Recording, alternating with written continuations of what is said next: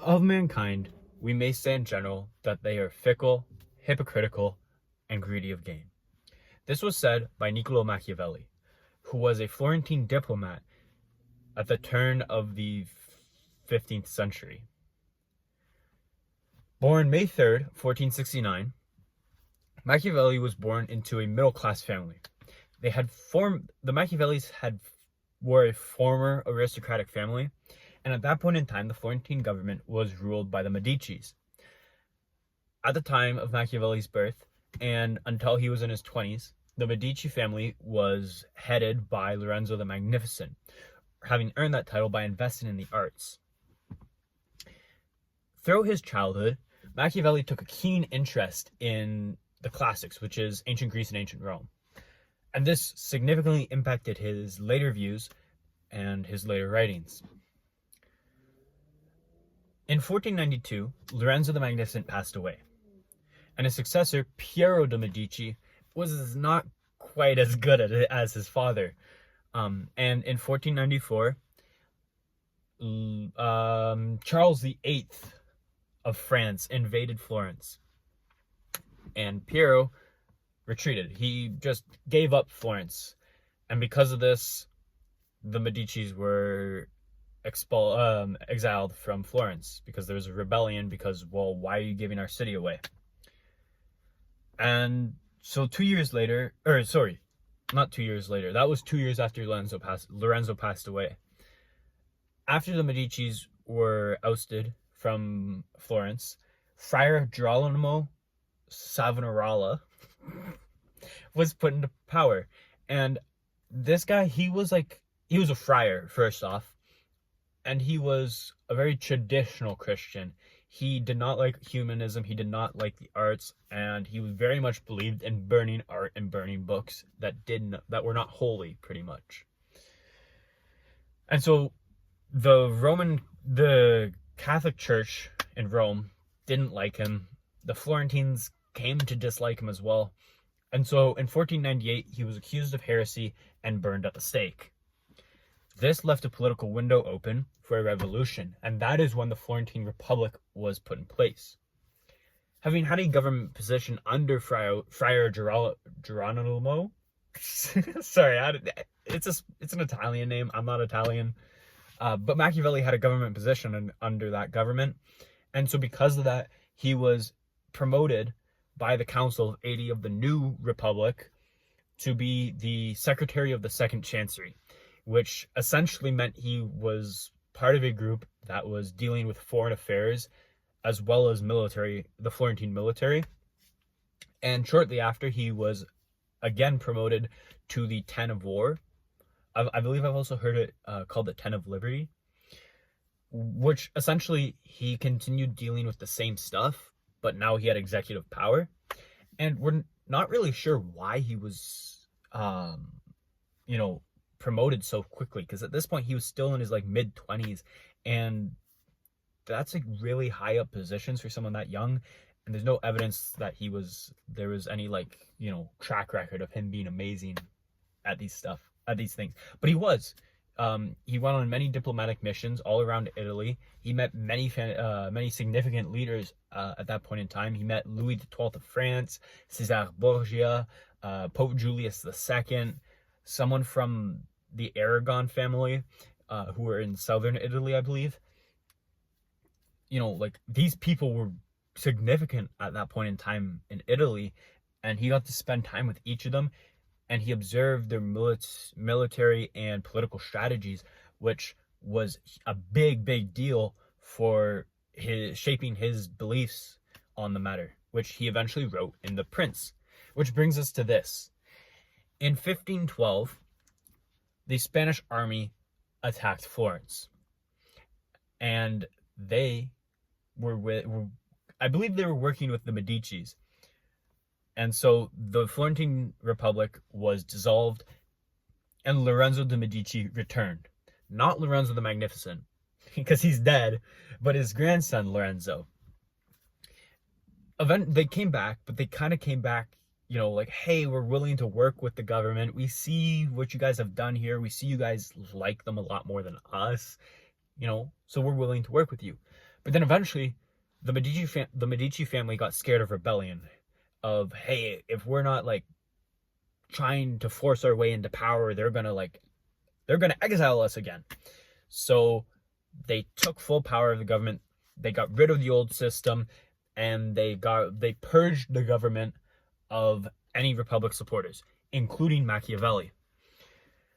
Machiavelli was rightfully frustrated and loudmouthed his beliefs. Unfortunately for Machiavelli, there was a conspiracy to assassinate one of the higher-ups in the Medici family. And the Medicis did not take kindly to this, and they arrested not only the conspirators, but anyone that they could reasonably suspect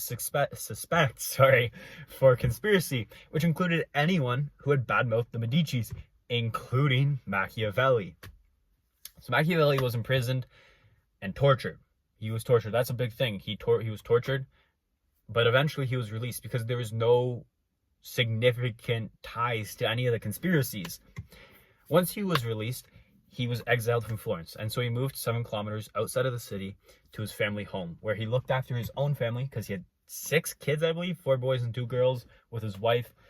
And in the evenings, he studied and wrote.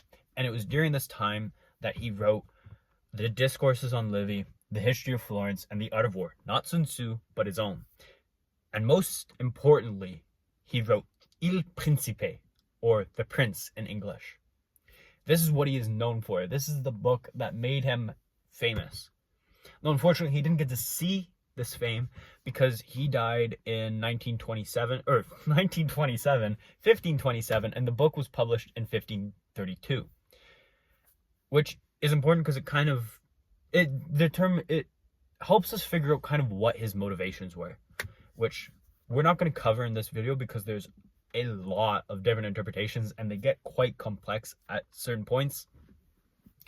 But the Prince was pretty much a prince's manual, if you will. In the first 11 chapters, he discusses different forms of principalities, how a prince can come to power, and what kind of power they can have. And then chapters 12 to 14, he discusses how to deal with enemies of the state, or just threats to your power, pretty much. And he believes that there's no proper way to deal with them except through military action. And he believes that military action should be swift and cruel. It is also in this section that he discusses his beliefs on mercenary arms. Now, one of the most important things he did for Florence was he renovated their army. Previously, their army had just been a hired group of mercenaries. But Machiavelli saw an issue with this. He realized that their loyalty was not with Florence, but with the money they were being paid. And if someone came along and paid them more, there goes all of, anything. They have no loyalty, they have no passion, no patriotism, pretty much. And so he built up a civilian army, a militia made of citizens of Florence. And so in I believe it's chapter 13, he discusses it. And he discusses his beliefs on mercenaries and how he believes they're not loyal, they quarrel amongst themselves. So that's a very significant part of the book. The next part of the book, he discusses on how to treat one's subjects. It's in this section that he famously states, "It is better to be feared than loved." But this quote is taken way out of context because it's like a whole chapter on its own. Now, mind you, most of the chapters are 2 to 3 pages. But in the chapter, he discusses how a leader should strive to be both feared and loved, but due to their conflicting nature, it is near impossible to be both. So if one is to choose, they should choose to be feared, because that is something that the ruler controls. A prince cannot control whether his subjects love him or not, but he can control if they fear him or not. And he believes that any sensible man should base his power on something he can control. And he states in the last sentence of the book that he believes that one should take caution to not be hated. Obviously, if you're hated, your subjects are going to rebel. That's the Prince. Well, he has a couple more chapters at the end, but they're not super significant. The last chapter is just pleading Lorenzo de' Medici and to kind of unify Italy, to oust the French and the Spanish and just foreign rulers, pretty much. But now let's go over a mini timeline.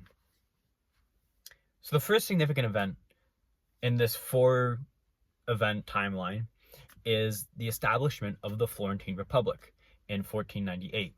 This was extremely significant because it really gave him the position to experience firsthand events that would significantly shape his views and beliefs, and he got to spend time with important rulers in Italy at that time.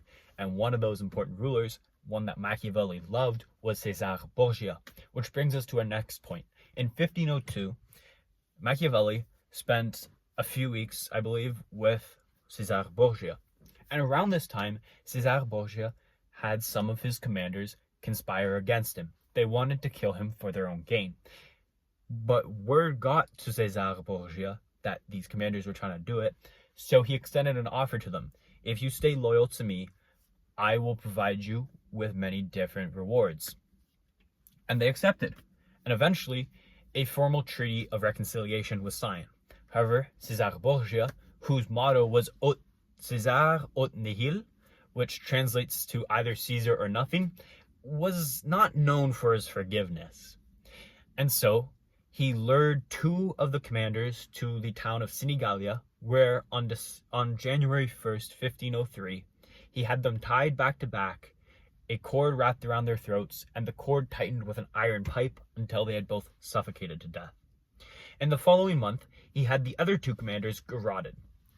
This very cruel act was commended by Florence, Venice, King Louis XII of France, and our very own Machiavelli.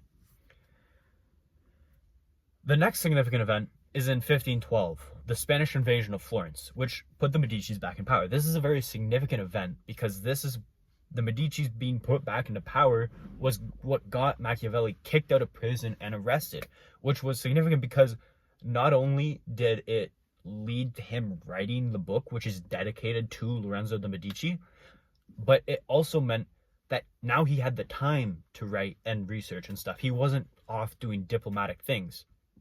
The next significant event is in 1514, which was the finalization of The Prince. And this is significant because The Prince is what he's known for. It is his legacy. Without The Prince, Machiavelli's probably not very well known. He's just some random guy who wrote about Florence and wrote about the Roman Republic. But The Prince made him famous because that is his impact, which brings us to our next point, Machiavelli's lasting impact on the world. Now, I could sit here and ramble on about this or that dictator who was Machiavellian and might have read The Prince, or I could tell you about how Tupac was supposedly inspired by Machiavelli to fake his own death, which is a real conspiracy. But in my mind, the most significant impact Machiavelli had was that which he had on political theory and philosophy. Now, sure, it's not as world-changing as inspiring dictators, but the thing is Machiavelli never meant for that to happen. He was a diehard Republican and hated totalitarianism and monarchies. But he did enjoy philosophy and political theory. He was a politician. And the reason that his book, The Prince, is so significant is Francis Bacon put it best. We are much beholden to men like Machiavelli and others who write what men do and not what they ought to do. And Francis Bacon has it right. Machiavelli didn't write The Prince as going, oh, this is what all princes should do. But he wrote it thinking, monarchies are never not going to exist. There's always going to be princes and absolute rulers. And so, if they have to exist, they should do it right. And this is how they should do it. And this is a very different train of thought from philosophers and political theorists who had come before Machiavelli. People like Plato believed in philosopher kings, and rulers should be all good and virtuous, even though they had never even experienced that before. I mean, the closest example I can think of is Marcus Aurelius. But to conclude, I leave you with this. Was Machiavelli truly Machiavellian? Or was he simply a realist whose words have been twisted by psychopaths and sociopaths to their own advantage? Thank you.